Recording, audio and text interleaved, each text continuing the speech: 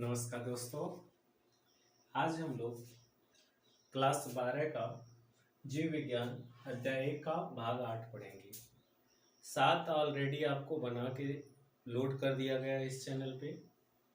आज हम लोग लैंगिक जनन की घटनाएं पढ़ेंगे। इससे पहले आपको हमने बताया था लैंगिक जनन क्या है। तो आपको बताए थे कि लैंगिक जनन में 2 युग्मकों की आवश्यकता होती है और यह विपरीत युग्मक होने चाहिए, यानी एक समान नहीं होने चाहिए। और नर से नर युग्मक और मादा से मादा युग्मक का निर्माण होता है। ठीक ना, ये सारी घटनाएं आपको हमने बता दिया था लैंगिक जनन में। ठीक ना, आपको हमने लैंगिक जनन में एक चीज और बताया होगा, अगर नहीं बताए होंगे तो सुन लीजिए। इनमें 2 युग्मकों की आवश्यकता होती है, इसमें 2 युग्मकों की आवश्यकता होती है तथा लैंगिक जनन के लिए विशेष अंग की आवश्यकता होती है। यह ध्यान रखिएगा, लैंगिक जनन में विशेष अंग की क्या होती है, आवश्यकता होती है। आइए, अब लैंगिक जनन में 3 घटनाएं होती हैं। एक होता है निषेचन पूर्व घटना, एक होता है आपका निषेचन और एक होता है निषेचन पश्चात घटना। तो आइए इसके क्रम को हम पढ़ें सीक्वेंस से। तो आइए देखिए, आपका हेडिंग है लैंगिक जनन की विधियां, या सॉरी घटनाएं, विधियां न करके घटनाएं। लैंगिक जनन की घटनाएं, लैंगिक जनन की घटनाएं 3 होती हैं। मुख्य रूप से यहाँ लिखा है लैंगिक जनन की 3 घटनाएं होती हैं, लेकिन लैंगिक जनन कहते किसे हैं या लैंगिक जनन की घटना क्या है। तो कह रहा लैंगिक जनन करने वाले जीव परिपक्व अवस्था प्राप्त करने के लिए महत्वपूर्ण प्रक्रिया प्रदर्शित करते हैं। यानी जो लैंगिक जनन जीव करते हैं, जो जीव लैंगिक जनन करता है उसकी एक अवस्था होनी चाहिए और वो विभिन्न अवस्थाओं से होकर गुजरता है, वो लैंगिक जनन करता है। ठीक है, तो वही कह रहा है वो क्या करता है, महत्वपूर्ण प्रक्रिया प्रदर्शित करता है। और लैंगिक जनन की जो होने वाली घटना है वह 3 है। 3 जो है निम्नलिखित है। आइए देखें, कह रहा है निषेचन पूर्व घटना, एक कह रहा निषेचन, कह रहा निषेचन पश्चात घटना। आइए हम तीनों को हम समझने का प्रयास करते हैं। मान लीजिए नर है और यह मादा है। नर से नर युग्मक और मादा से मादा युग्मक का निर्माण होता है। नर से नर युग्मक, मादा से मादा युग्मक का क्या होता है, निर्माण होता है। तो यह क्रम, यह घटना निषेचन पूर्व घटना के अंतर्गत आता है।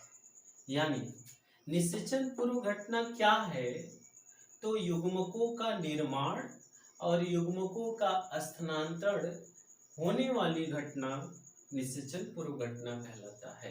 कह रहा है युग्म जनन मतलब होता है किसी की उत्पत्ति होना। ध्यान रखिएगा, अगर जनन किसी के शब्द के पीछे लगा है, मान लीजिए युग्मक जनन लगा है, तो ध्यान रखिएगा युग्मक का क्या होगा, निर्माण होगा। यानी जनन मतलब होता है निर्माण होना। तो कह रहा है निषेचन पूर्व घटना, यानी नर से नर युग्मक, मादा से मादा युग्मक का क्या हो रहा है, निर्माण हो रहा है। तो यह घटना किस क्रम में आता है, तो निषेचन पूर्व घटना में आता है। अब निषेचन पूर्व घटना आप तो समझ ही गए कि नर से नर युग्मक, मादा से मादा युग्मकों के निर्माण की प्रक्रिया और युग्मकों का स्थानांतरण की प्रक्रिया निषेचन पूर्व घटना कहलाती है। ठीक, निषेचन किसे कहते हैं, आइए इसको भी समझिए। जब नर युग्मक और मादा युग्मक आपस में क्या करते हैं, संलयन की क्रिया या निषेचन की क्रिया करते हैं और उनसे युग्म जन का क्या होता है, निर्माण होता है, तो यह क्रिया निषेचन कहलाता है। ध्यान रखिएगा, नर युग्मक और मादा युग्मक के संलयन की प्रक्रिया ही निषेचन कहलाती है और निषेचन के तत्पश्चात किसका निर्माण होता है, युग्मजन का निर्माण होता है। जो युग्मजन का निर्माण हुआ, युग्मजन से क्या बना, भ्रूण बना, भ्रूण, और भ्रूण से क्या बना, संतान बना। ध्यान रखिएगा, यह घटना निषेचन पश्च घटना के अंतर्गत आता है। किस घटना के अंतर्गत, निषेचन पश्च घटना के अंतर्गत आता है। तो आप इन तीनों घटनाओं को समझ चुके होंगे कि निषेचन पूर्व घटना क्या है। निषेचन पूर्व घटना वह घटना है जिसके अंतर्गत नर से नर युग्मक, मादा से मादा युग्मकों का निर्माण होता है तथा युग्मकों का स्थानांतरण होता है। यह क्रिया निषेचन पूर्व घटना कहलाती है। इसको आप नोट कीजिएगा, ठीक। अब आया नेक्स्ट हेडिंग, निषेचन। नर युग्मक और मादा युग्मक के संलयन की प्रक्रिया या निषेचन की प्रक्रिया क्या कहलाएगी, निषेचन कहलाएगी। निषेचन पश्च घटना क्या कहलाता है, निषेचन पश्च घटना में युग्मनज तथा भ्रूण तथा संतान की उत्पत्ति होती है। यह घटना निषेचन पश्च घटना कहलाता है। आप हर बात को समझ गए हो। जब नर युग्मक मादा युग्मक संलयित होते हैं तो उस क्रिया को क्या कहते हैं, निषेचन। युग्मजन भ्रूण संतान की उत्पत्ति होती है किस घटना के अंतर्गत, निषेचन पश्च घटना के अंतर्गत। युग्मकों के निर्माण की प्रक्रिया किस घटना के अंतर्गत आता है, निषेचन पूर्व घटना के अंतर्गत। तो निषेचन पूर्व घटना जो होता है वो इसमें दो घटनाएं सम्मिलित हैं। नंबर 1 युग्मजन का निर्माण और नंबर 2 युग्मकों का युग्मक स्थानांतरण, यानी एक स्थान से दूसरे स्थान तक युग्मकों का क्या होता है, स्थानांतरण होता है। इस क्रिया को युग्मकों का स्थानांतरण कहा जाता है। और युग्मक जनन, युग्मकों के निर्माण की प्रक्रिया ही युग्मक जनन कहलाती है। बात हमारे समझ गए, ठीक। नेक्स्ट हेडिंग आइए देखते हैं। हम लोग पढ़ रहे थे निषेचन पूर्व घटना, निषेचन पश्च घटना। तो निषेचन पूर्व घटना में आपको बताए थे दो घटना, युग्मक निर्माण या युग्मक जनन और युग्मक स्थानांतरण। तो पहला इसमें हेडिंग है, यानी ये निषेचन, यह किसका हेडिंग है, मेन हेडिंग है। ये किसका हेडिंग है, निषेचन पूर्व घटना, यानी यह किसका हेडिंग है, ये निषेचन पूर्व घटना। निषेचन पूर्व घटना का यह पहला हेडिंग है, यानी निषेचन पूर्व घटना का यह पहला हेडिंग है, ठीक है। तो कह रहा है युग्मक जनन। युग्मक जनन अभी हमने आपको बताया है कि युग्मकों के निर्माण की प्रक्रिया ही युग्मक जनन कहलाती है। अब बात यह है कि युग्मक जनन होते कितने प्रकार के हैं, तो युग्मक जनन 3 प्रकार के होते हैं। अब कहेंगे कि कौन कौन सा होता है, तो एक होता है समयुग्मकी, दूसरा होता है असमयुग्मकी और तीसरा होता है विषम समयुग्मकी। आइए हम इस पे देखते हैं। देखिए लिखा है युग्मक के प्रकार। युग्मक 3 प्रकार के होते हैं। कितने प्रकार के, 3 प्रकार के। नंबर 1 समयुग्मकी। समयुग्मकी किसे कहते हैं, तो कह रहा है नर युग्मक व मादा युग्मक दोनों आकार व परिणाम में क्या होते हैं, समान होते हैं। तो कह रहा है कैसे समान होते हैं, तो देखिए मान लीजिए ये आपका क्या है, ये नर है, ये क्या है, नर है। और कह रहा है ये क्या है, कह रहा है ये जो है ये मादा है, अब कह रहा है कि इसका आकार और परिणाम दोनों समान है, यानी आकार व परिणाम दोनों क्या है, समान है। यानी इसका आकार समान, परिणाम समान, यानी नर और मादा में कोई, आप कह सकते हैं कोई आकार व परिणाम में विभिन्नता नहीं पाई जाती है। अब निश्चेषण कर लेते हैं, क्या कर लेते हैं, निश्चेषण कर लेते हैं और युग्मनज का क्या कर देते हैं, निर्माण कर देते हैं। ये युग्मनज का क्या कर देते हैं, निर्माण कर देते हैं, ठीक ना। तो ये ध्यान रखिएगा, नर युग्मक व मादा युग्मक दोनों आकार व परिणाम में समान होते हैं। किसमें, समयुग्मकी में। क्वेश्चन पूछेगा समयुग्मकी किसे कहते हैं, तो आप इस फिगर को याद रखिएगा।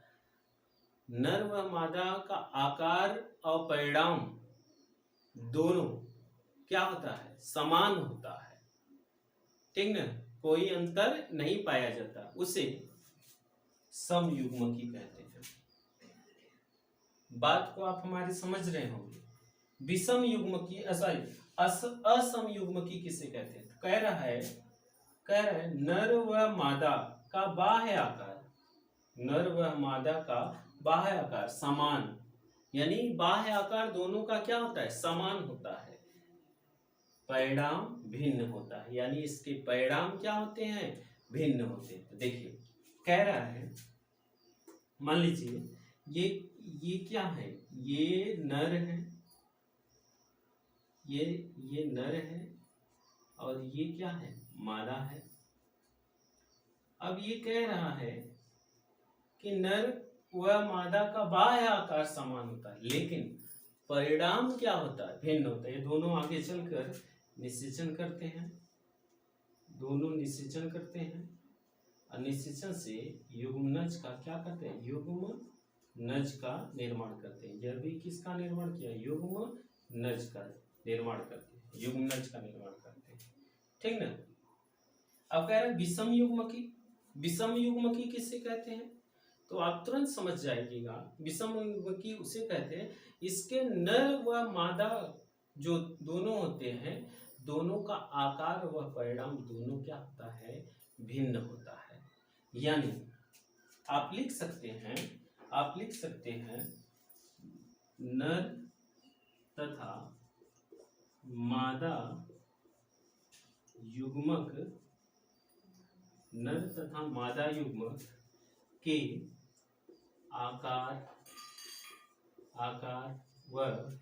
आकार व परिणाम दोनों भिन्न होता है, भिन्न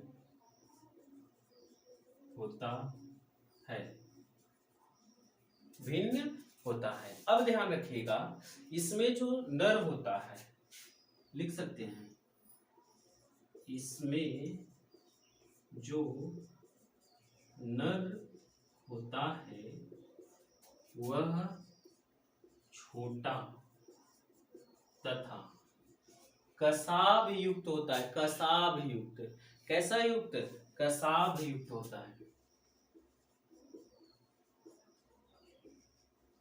कसाभ युक्त होता है, कसाभ युक्त होता है। कह रहा है नर और मादा, मान लीजिए ये क्या है, ये आपका क्या है, मादा है, ये मादा है, ये मादा है, और ये मान लीजिए क्या है, नर है। सॉरी, इस पे कसाभिका नहीं पाई जाती, यानी इसके मादा पे कसाभिका नहीं पाई जाती, ये नर है।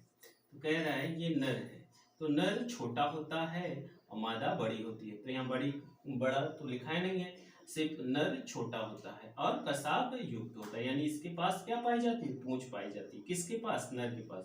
लेकिन नर व मादा युग्मक के आकार व परिणाम दोनों क्या होते हैं, भिन्न होते हैं, यानी एक समान नहीं होता। देखिए ये बड़ा है, ये छोटा है, क्या दोनों समान है, नहीं। लेकिन यहाँ ध्यान रखिएगा, यहाँ कह रहा बाह्य आकार क्या होता है, समान होता है, लेकिन परिणाम क्या होता है, भिन्न होता है। इसमें कह रहा है दोनों समान होता है, समयुग्मकी में दोनों समान होता है, कह रहा है दोनों समान होता है, परिणाम भी और आकार भी दोनों क्या होता है, समान होता है। लेकिन असमयुग्मकी में ध्यान रखिएगा, बाह्य आकार समान तथा परिणाम क्या होता है, भिन्न होता है। अब विषम युग्मकी में ध्यान रखिएगा, नर व मादा दोनों के आकार व परिणाम भिन्न होते हैं, लेकिन नर छोटा होता है और कसाभ युक्त होता है। नर क्या होता है, छोटा होता है और कसाभ युक्त होता है। दोनों आगे चलकर यह निषेचन करते हैं और युग्मनज का क्या करते हैं, युग्मनज का निर्माण करते हैं। यही प्रक्रिया कहलाती है युग्मक जनन। और युग्मक जनन में होने वाली घटनाएं यानी युग्मकों के प्रकार आपने पढ़ा है, निषेचन पढ़ा है, ठीक ना। तो आज इतना ही।